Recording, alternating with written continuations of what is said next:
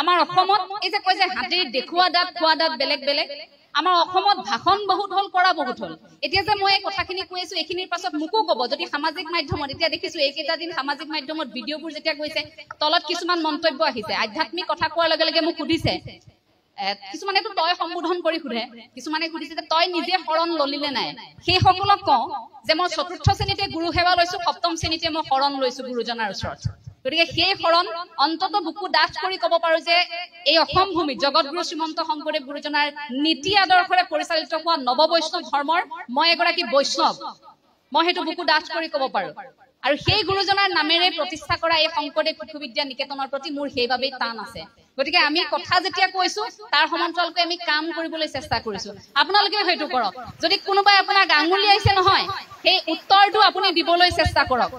আপোনাক সমালোচনা কৰিছে আপুনি কিবা এটা কাম কৰিছে সমাজত আপোনাক সমালোচনা কৰিছে আপুনি সেই কথাটো আহি ঘৰত ঋণাত্মকভাৱে নলব আপুনি সেই সমালোচনাটো ওপৰাই আপোনাৰ সন্তানৰ সৈতে আপুনি আলোচনা কৰক যে সমাজত এনে ধৰণৰ মানুহ থাকে কোন আমি আগুৱাই যাব লাগিব এনেকৈ সন্তানৰ সন্মুখত আকৌ সেই মানুহগৰাকীৰ কথা বেয়াকৈ নকব কাৰণ আপুনি গম নোপোৱাকৈ কোনোবা দিনা আপোনাৰ সন্তানে সেই মানুহগৰাকী কিবা এষাৰ বেয়াকৈ কৈ থৈ আহিব তাৰ পাছত ওলোটাই আপুনি আকৌ কথা শুনিব লাগিব এই যে পৰিৱেশ পৰিস্থিতি আমি যে সন্তানক এটা পৰিৱেশত গঢ় দি তুলো সেই পৰিৱেশবোৰ যে ইমান জটিল হৈছে তাৰ প্ৰথম ভুলটো আছে আমাৰ নিজৰ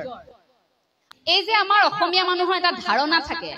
যে লৰাই এতিয়া হায়াৰ সেকেন্ডাৰী পাছ কৰিলে এতিয়া মাষ্টাৰ্ছ কমপ্লিট কৰিলে তে উচ্চ শিক্ষা এতিয়া শিক্ষিত হল এতিয়া আমাক আৰু এটা চৰকাৰী চাকৰি লাগে মোৰ লৰা ডক্টৰ হ'ব মোৰ লৰা ইঞ্জিনিয়াৰ হ'ব কিন্তু কেতিয়াবা কওক আপোনাৰ সন্তানক যে তুমি যদি ব্যৱসায়ী হ'ব বিচাৰিছা তুমি ব্যৱসায়ী হোৱা কথা নাই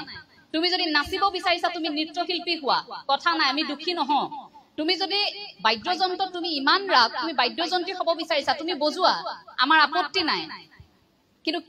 কেতিয়াও আমি এই কথাটো কিয় ক'ব নিশিকিলো যে তুমি যি কৰা তোমাৰ লক্ষ্যত তুমি উপনীত হোৱা সেই কামখিনি কৰা য'ত তুমি সুখী আমি সুখী অন্তত তুমি 10 জনক বেয়া কৰি সেই কামটো কৰা নাই আমাৰ মনত এই ধাৰণাটো কিয় থাকে আপুনি চাব এটা প্ৰমাণ যদি আমি কৰো যে এগৰাকী ব্যৱসায়ী প্ৰতিমাহে তেওঁ ধৰি লওক 5 লাখ টকা তেওঁ প্ৰতিমাহে তেওঁ ব্যৱসায়ৰ পৰা তেওঁ হিয়া ঘটি আছে তেওঁ অৰ্থনৈতিক স্বাৱলম্বিতা ব্যৱসায় কৰি তেওঁ কিন্তু শিক্ষা গ্ৰহণ কৰিলে খুব বেছি হায়াৰ সেকেন্ডাৰীলৈকে তেওঁ পঢ়িলে উচ্চতৰ মাধ্যমিক তেওঁ পঢ়িলে উত্তীৰ্ণ হল তাৰ পিছত ব্যৱসায়ত তেওঁ লাগিল কিন্তু তাৰ পাছত আপুনি চাব আন এগৰাকী শিক্ষাৰ্থী চতুৰ্থ বৰ্গৰ এটা চাকৰি লৈছে অথচ তেওঁ ঘৰখন কোনোমতে চলাই আছে মাহত 30,000 টকা 20,000 টকা বা 10-15,000 টকাৰ দৰমহা পায় কিন্তু আমাৰ ধাৰণাটো কি নালাগে 5 লাখ টকাৰ সেই ব্যৱসায় নালাগে তুমি হেৰি কৰিব কিন্তু আমাৰ মনত এটাই ধাৰণা যে চৰকাৰী চাকৰি এটা লোৱা আমাৰ হিৰাই হিৰাই প্ৰবাহিত হৈ আছে অসমীয়াৰ সেইটো ধাৰণা এটা চৰকাৰী চাকৰি লাগে বিহাৰত কিয় ল'ৰা ছোৱালী জন্ম হোৱাৰ লগে লগে কিয় কয় যে কালেক্টৰ বননা হে কিয় কয় তেওঁলোকেতো সেইটো ধাৰণা তেওঁলোকে ইউপিএসসি চাওকচোন কিমান সংখ্যক থাকে কেনে ধৰণৰ উদ্যমতা প্ৰতি বছৰে কিন্তু আমাৰ কি হয় আমাৰ হে ডক্টৰ ইঞ্জিনিয়াৰ আমি কেইটামান বিভাগহে চিনি পাওঁ তাৰ বাহিৰে আমি একো বাকিবোৰ দিশত আমি ইমান বেছি চিন্তা কৰি নাথাকো আমি ভাবি নাথাকো আপুনি চাব যে ডলি জেন বুলি এগৰাকী মহিলা তেওঁ শাৰী পিন্ধায়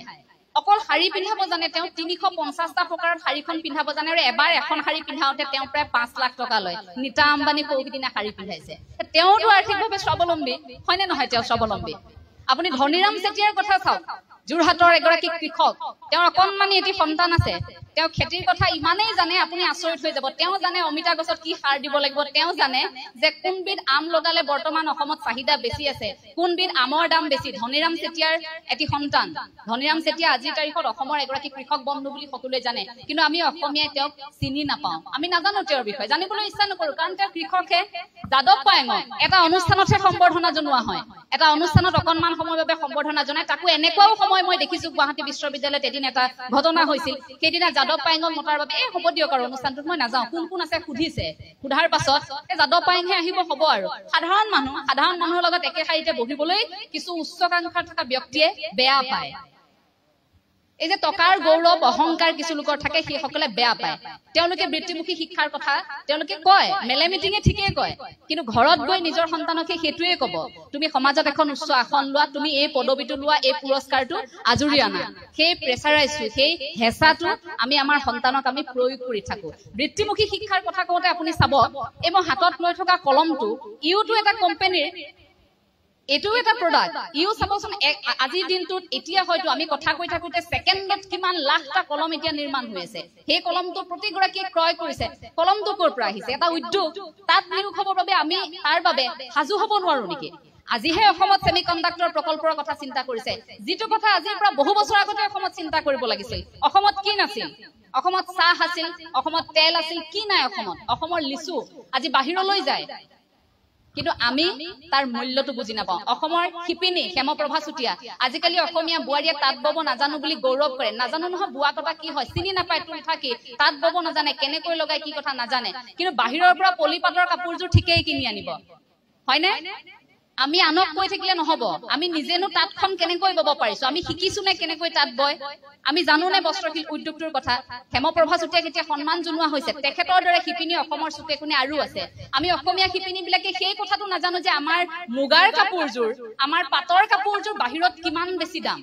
আমাৰ এই চেনেহৰ গামোচাখন আজি বহিৰাজ্যৰ বেপাৰী আহি বহিৰাজ্যৰ বনিয়াই আহি এই গামোচাখনক আপোনাক 50 টকাত আপোনাৰ হাতত দি থৈ যাব আৰু আমাৰ অসমীয়াই লাজ নোহোৱাকৈ 150 টকা দি শিপিনী গৰাকীৰ পৰা গামোচাখন নিকিনে আয়োজক কমিটিয়ে ক'ব যিমান পাৰ কম টকাত অনুষ্ঠানটো পাত যা 50 টকা 40 টকাত পালেও গামোচা কিনি আনিবি দৰকাৰ হলে সূতাডালে থাকক সূতা ওলমি থাকক এনেকে ফুল থাকক নাথাকক কথা নাই গামোচা আন 40 টকা দান নালাগে অসমীয়া শিপিনীৰ কথা আৰু তেওঁলোকৰ তেনে ধৰণৰ আকৌ ব্যক্তিয়ে যেতিয়া মেলে মিটিঙে ডাঙৰ ডাঙৰ কথা ক'ব সেই কথাবোৰ আপোনালোকৰ শুনিবলৈ মন যাবনে আমাৰ অসমত এই যে কয় যে হাতীৰ দেখুৱা দাঁত খোৱা দাঁত বেলেগ বেলেগ আমাৰ অসমত ভাষণ বহুত হল কৰা বহুত হল এতিয়া যে মই এই কথাখিনি কৈ আছো এইখিনিৰ পাছত মোকো ক'ব যদি সামাজিক মাধ্যমত এতিয়া দেখিছো এইকেইটা দিন সামাজিক মাধ্যমত ভিডিঅ'বোৰ যেতিয়া গৈছে তলত কিছুমান মন্তব্য আহিছে আধ্যাত্মিক কথা কোৱাৰ লগে লগে মোক সুধিছে কিছুমানেতো তই সম্বোধন কৰি সুধে কিছুমানে সুধিছে যে তই নিজে শৰণ ললিলে নাই সেই সকলক কওঁ যে মই 4ৰ্থ শ্ৰেণীতে গুৰু সেৱা লৈছো 7ম শ্ৰেণীতে মই শৰণ লৈছো গুৰুজনাৰ ওচৰত গতিকে সেই শৰণ অন্তত বুকু ডাঠ কৰি ক'ব পাৰো যে এই অসম ভূমিত জগতগুৰু শ্ৰীমন্ত শংকৰদেৱ গুৰুজনাৰ নীতি আদৰ্শৰে পৰিচালিত হোৱা নৱ বৈষ্ণৱ ধৰ্মৰ মই এগৰাকী বৈষ্ণৱ মই সেইটো বুকু ডাঠ কৰি ক'ব পাৰো আৰু সেই গুৰুজনাৰ নামেৰে প্ৰতিষ্ঠা কৰা এই শংকৰদেৱ শিশু বিদ্যা নিকেতনৰ প্ৰতি মোৰ সেইবাবেই টান আছে গতিকে আমি কথা যেতিয়া কৈছো তাৰ সমান্তৰালকৈ আমি কাম কৰিবলৈ চেষ্টা কৰিছো আপোনালোকে হয়তো কৰক যদি কোনোবাই আপোনাক আঙুলিয়াইছে নহয় সেই উত্তৰটো আপুনি দিবলৈ চেষ্টা কৰক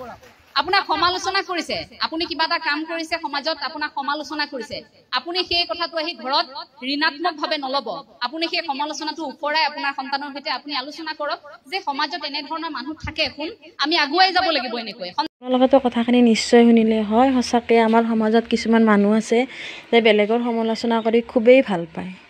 এনেকুৱা চব হেৰিতে আছে বুলি মই ভাবোঁ আৰু আমাৰ অসমত প্ৰতিখন ডিষ্ট্ৰিক্টতে আছে বুলি মই ভাবোঁ ঠিক আছে যি কৰে কৰি থকা নিজৰ ফালে গুৰুত্ব দি নিজে কেনেকৈ আগবাঢ়ি যায় সেইটো চিন্তা কৰিব লাগে হয়নে নহয় কওকচোন ৰাজ ঠিক আছে মোৰ ক'ব লগাখিনি ইমানেই আপোনালোকৰ যদি কিবা ক'ব লগা আছে কমেণ্ট বক্সত কমেণ্ট এটা কৰিবলৈ নাপাহৰিব আৰু যিসকলে মোৰ ভিডিঅ' চাইছে তেওঁলোকক বহুত বহুত বহুত ধন্যবাদ ভগৱানে আপোনালোকক মংগল কৰক আৰু যিসকলে মোৰ চেনেলটো নতুন আছে মোৰ চেনেলটো ছাবস্ক্ৰাইব কৰিব কাষতে থকা বেল আইকনটো টিপি দিব ঠিক আছে জয় আই অসম